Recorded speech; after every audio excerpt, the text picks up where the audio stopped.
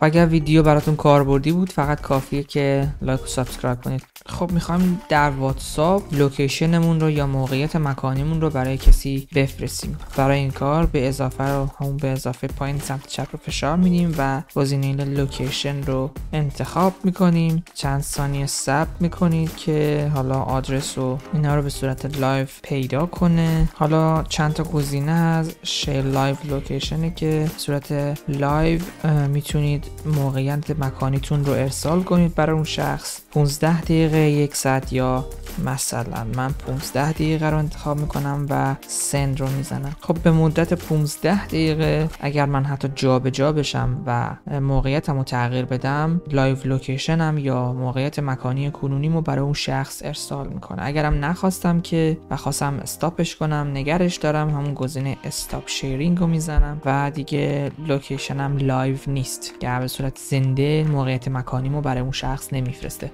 امیدوارم که همیشه به یاد گرفتن ادامه بدید.